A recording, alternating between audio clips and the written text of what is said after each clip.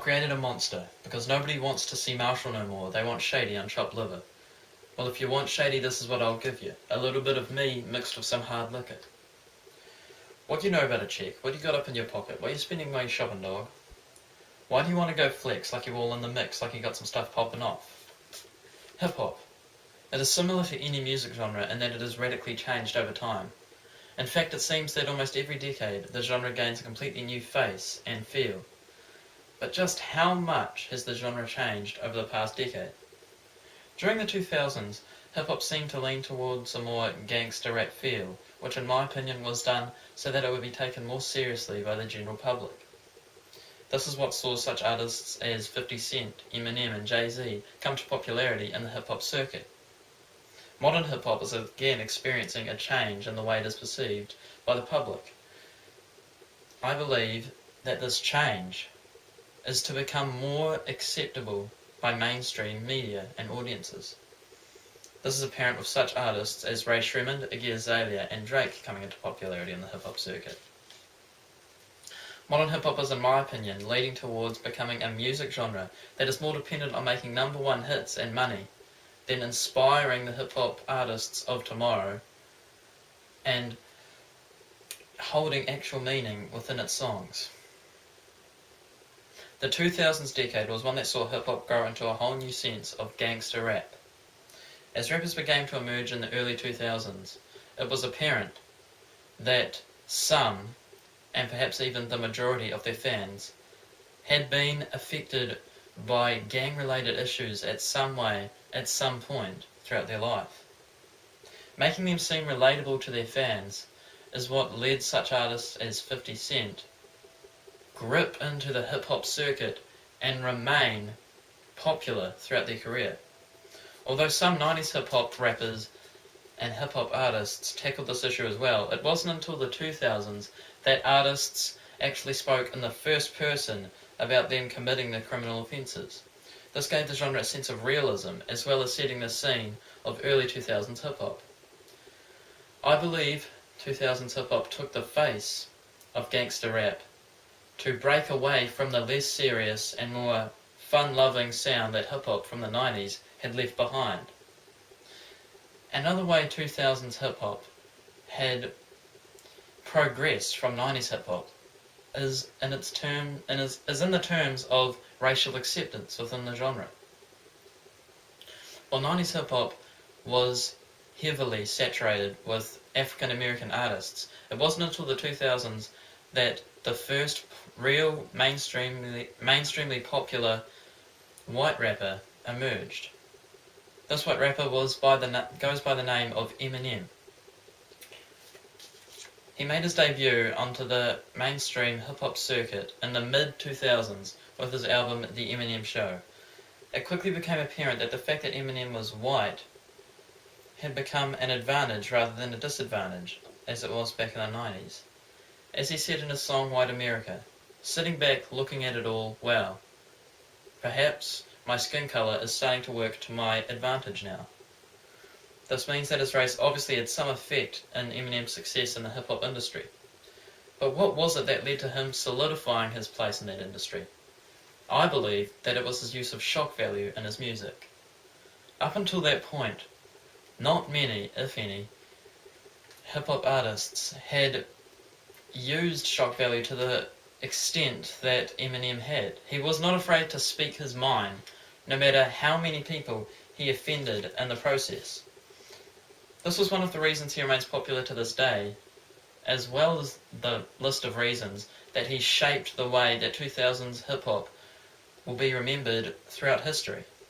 As 90s hip-hop can be summed up as music for street kids looking for an escape from their otherwise potentially harsh lives, 2000s became more about being able to speak your mind, as well as fighting back against those who did wrong against you. Over the years, hip-hop has become more and more popular. In fact, it is perhaps more popular than it has ever been in the past. As 2000s hip-hop was all about striking back against people who have done you wrong, usually in a violent manner, and speaking your mind, no matter who or how many people you offended, 2010's hip-hop had to take on a new theme. This is because it was simply too popular, and having literally millions of fans of hip-hop, whose first response when something didn't go their way was to strike back in a violent manner or offend numerous groups of people, could have been very dangerous for society. Although the popular hip-hop scene of today has significantly decreased the amount of violence in its lyrics compared to the early 2000s, there are still large elements of disrespect to certain groups of people found in hip-hop songs being released today. For example, Ray Sherman's song Throw Some More from 2014 is exclusively written about women that get paid by that band to sexually dance for them. This is not to say that all hip-hop artists are subscribed to the idea of disrespecting women. Drake, a 28-year-old Canadian rapper from Canada, shows with the songs which almost all are based around the idea of relationships Drake has been in, and to the extent that he respects his significant others, as well as sending a positive message towards listeners of the hip-hop genre. Drake's music is not only undisrespectful to females and almost everyone that he raps about, but it is also popular. This could serve as an inspiration for other rappers that can see that they do not have to be completely offensive and disrespective to make it in the hip-hop circuit. As 2000s hip-hop saw one of the first white rappers come into the mainstream hip-hop scene, modern hip-hop has seen the rise of the first majorly successful female artists in the genre. Nicki Minaj and Iggy Azalea are two artists who have recently exploded onto the hip-hop circuit. Unfortunately, they again have only become popular on the scene by disrespecting themselves, as can be seen by their usually sexually explicit lyrics and their revealing clothes worn in their music videos. There are still some artists that have survived the test of time and are beginning to rap as the more inspirational rappers were in the 2000s and even mid-90s. Such artists as Kendrick Lamar, whose newest album To Pimp a Butterfly is about the still existent racial issues in America and what can be done to put a stop to them. This shows that there will always be differences in artists from each decade to decade of hip-hop and music. Whether rappers choose to speak of racial segregation or the support of disrespecting women, as 2000s hip-hop was based around the idea of speaking your mind and striking back against your enemies, hip-hop from this modern era seems to be based more on the idea of relationships, which can be explained easily by the following saying, sex sells. As it is apparent in these modern times of the hip-hop genre, for most artists anyway, it is more important making money and number one hits than producing songs that actually sparks the minds of its fans and potentially inspires the hip-hop artists of tomorrow. In conclusion, as is common for all genres of music, the sound and face of hip-hop has changed drastically over the time of the last decade. Hip-hop in the 2000s was centered around the idea of speaking your mind no matter who it offended, and striking back against those who had done wrong against you, usually in a violent manner.